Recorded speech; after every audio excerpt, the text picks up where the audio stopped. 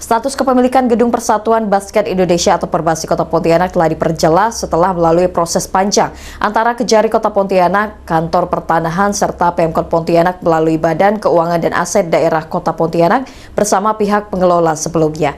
Hasilnya pengelolaan Gedung Perbasi telah dikembalikan kepada Pemkot Pontianak.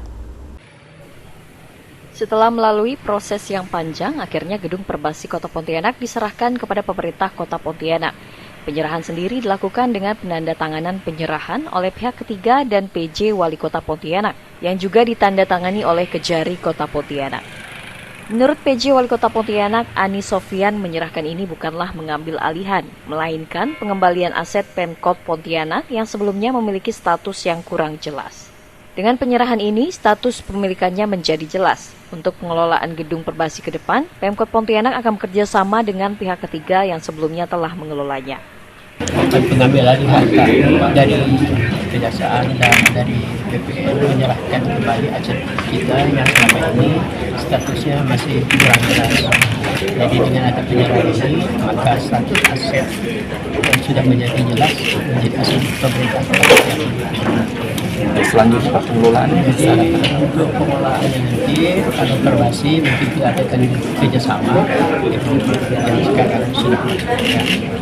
Karena perkembangan kita tentu dari aspek kemanusiaan. Sehingga ini beliau sudah berjuang cukup optimal dalam membangun olahraga di Kota Pontianak, terutama olahraga Perbasi basket di Kota Pontianak ini. Jadi jasa orang tidak boleh kita lupakan dan harus kita tingkatkan. Memang mungkin kerjasamanya harus kita perbaiki. Dari media berbuat apa, dari Pemkot memberikan apa.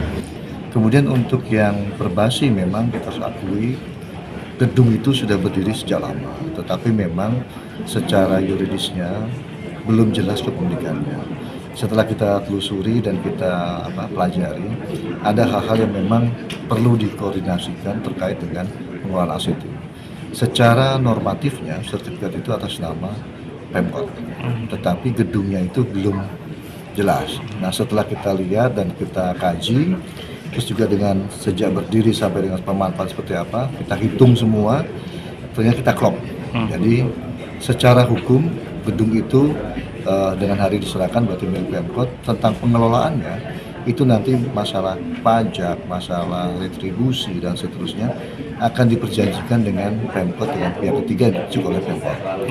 Julius menambahkan proses pengembalian aset Gedung Perbasi melibatkan kerjasama yang kuat antara Kejari, BPN, dan Pemkot Pontianak. Meskipun kepemilikan Gedung Perbasi secara normatif telah menjadi hak Pemkot Pontianak sejak lama, namun ada beberapa hal yang perlu dikaji secara mendalam dari segi hukum.